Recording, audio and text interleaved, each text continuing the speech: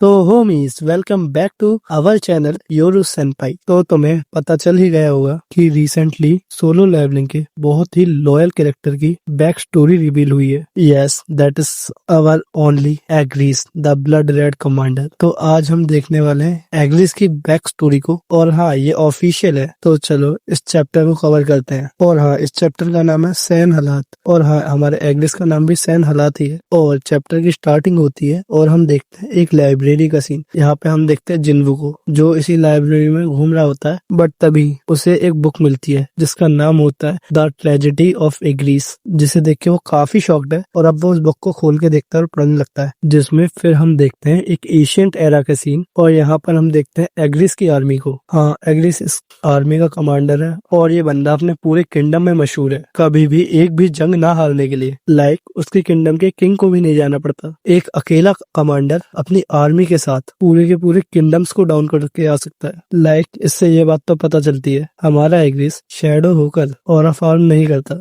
Aura farming उसके blood में है। और फिर अब हम देखते हैं एक क्लोज व्यू एग्रीज का। एंड जब मैंने ये पैनल देखा मैं पूरी तरह से शॉक्ड हो गया। लाइक तुम्हें याद होगा आज से 1 या 2 साल पहले एग्रीज की एक फैन आर्ट आई थी, जो कि ऑफ कोर्स काफी वायरल भी हुई थी, और ऑफिशियल आर्ट भी उस फैन आर्ट से काफी हद तक मिल रही है। कहीं एग्रीज के ऑफिशियल डिजाइन का आइडिया इसी फैन आर्ट से तो नहीं है? खैर किसे पता, तुम्हें क्या लगता है? तुम वो कमेंट में बता सकते हो। आगे बढ़ते हैं। हमारा एग्रीज ऊपर की तरफ देख रहा होता है, और भाई इसके सेंसेस, मैंने ऐसा क्यों कहा? बिकॉज इसका कॉन्ग्रेक इसे बोलता है, हे कमांडर क्या कोई गड़बड़ है? जिस पर एग्रीज कहता है, मुझे लग रहा है कोई मुझे देख रहा है और मैंने इसलिए वो बात बोली।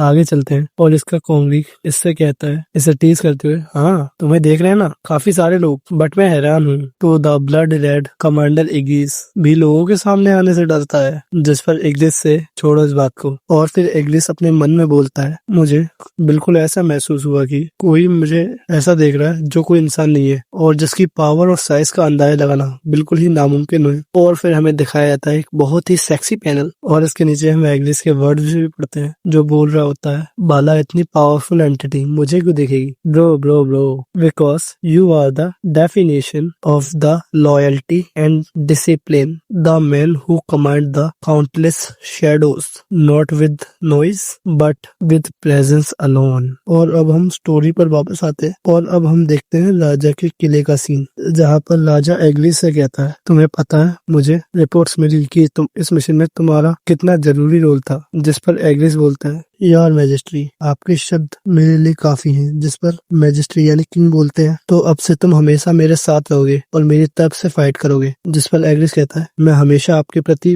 वफादार रहने की कसम खाता हूँ। और जब ये सब चल रहा है तो हम यहाँ कुछ लोगों को भी देख सकते हैं जो शायद इस किंगडम के हायर पोस्ट के मेंबर्स हैं, जो एग्रीज के किंग के इतना पास आने से बिल्कुल भी खुश नहीं है। और हम देखते हैं फिर ये एग्रीज को मारने के लिए प्लान बनाने लगते हैं, और यहाँ पर ये बात कर रहे होते हैं, मैं अब उसे अपनी आंखों के सामने और नहीं देख सकता। आखिर वो कैसे एक आम से कॉमनर को एक कमांडर की पोस्ट दे सकते हैं? आखिर क्यों? उसे तो बैटल फील्ड पे भेजा ही इसलिए गया था ताकि वो मर जाए, लेकिन वो फिर से जीत गया। और जब वो ऐसा करता है, वो मैजिस्ट्री की नजरों में और ऊपर बन जाता है, और अब तो मैजिस्ट्री उसे एक हायर पोस्ट देने वाले हैं। अब हमारे पास और कोई ऑप्शन नहीं है, हमें उसे रास्ते से हटाना होगा इससे पहले वो हाथ से निकल जाए। और फिर यहाँ से सीन डायरेक्टली शिफ्ट होता है, और हम देखते हैं एग्रीज को, जो हाथ में एक लेटर को लेकर खड़ा होता है। जिसके बाद उसके सामने एक लड़की आती है, और हाँ ये एग्रीज की वाइफ है। What a beauty. और ये एग्रीज से कहती है, तुम फिर से जा रहे हो? जिसपे एग्रीज कहता है, हाँ क्योंकि ये महाराज का ऑर्डर है। और फिर हम देखते हैं एग्रीज अपनी आर्मी को लेकर निकल गया होता है, और वो अभी भी उसी लेटर के बारे में सोच रहा होता है। जिस पर वो कहता है, उस लेटर में बिट्रेयर्स को मारने के ऑर्डर थे, बट ये अजीब है, मैंने हाल ही के कुछ समय में कोई भी बिट्रेयर का नाम नहीं सुना है, और न ही कोई उनकी एक्टिविटी देखी है। और इतने में ही एक बंदा उसके ऊपर अटैक कर देता है, जिसे एग्रीज भाप लेता है, और फिर तुरंत उस पर अटैक करके उसे मार देता है। लेकिन इतने में काफी सारे सोल्जर्स उस पे यानी एग्रीज की आर्मी पर अटैक कर देते हैं। और फिर हम देखते हैं कुछ समय के बाद का सीन, जहाँ पर जो उस पर अटैक कर लेते हैं वो सब मारे जाते हैं, और यहाँ एग्रीज भी काफी एडजस्ट हो चुका है। और फिर एक पहाड़ पे से हम आवाज सुनते हैं, और जहाँ पे एक बंदा है जिसने सारा ये प्लान बनाया था, वो कहता है, तो कोई भी तुम्हें छू नहीं पाया।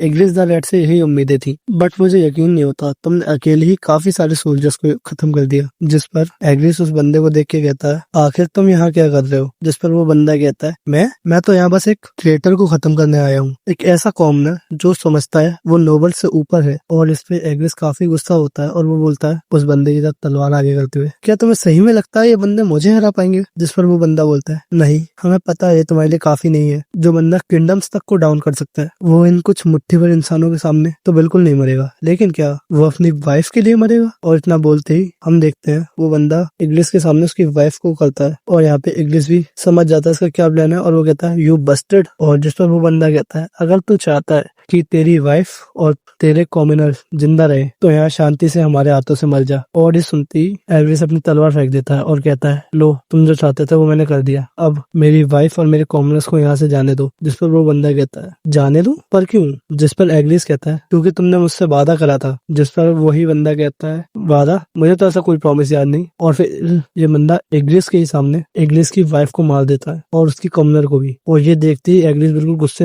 से भर जाता है, लेकिन इतने में एक तलवार एग्लिस की गर्दन पे चलती है और फिर हमें सुनाई देती है एग्लिस के मन की आवाज, जिसमें वो कहता है, ये कैसी फीलिंग है? क्या मैं मर चुका हूँ? मेरी वाइफ और मेरे कॉमरेड्स कहाँ हैं? आखिर क्यों मैं अपनी वाइफ और अपने कॉमरेड्स को नहीं बचा पाया? आखिर क्यों? लेकिन तभी हम देखते हैं एग्लिस महसूस करता है वो एक अलग ही वर्ल्ड में है और तभी वो देखता है एक बड़ी सी आंख उसे ही देख रही है और फिर वो उसी आंख के अंदर खींचा चले जाने लगता है। तो और एग्लिस इसे देख के कहता है, मुझे हमेशा से लगता था कोई तो है जो मुझे इस वर्ल्ड के फॉर्मेशन से भी पहले का देख रहा है और अब तक आखिर वो क्या हो सकती है। लेकिन तभी एग्रिस उस आई के अंदर चला जाता है और फिर वो अपने सेंसेस में वापस लौटता है और उसके सामने खड़ा होता है हमारा जिन्वू, संग जिन्वू। और एग्रिस यहाँ पे कहता है, तुम? और हाँ, इसी के साथ ये चैप्टर खत्म होता है। वेल, ये चैप्टर खत्म होते होते अपने साथ मिस्ट्री छोड़ गया, मतलब इसके आगे क्या होता है ETC।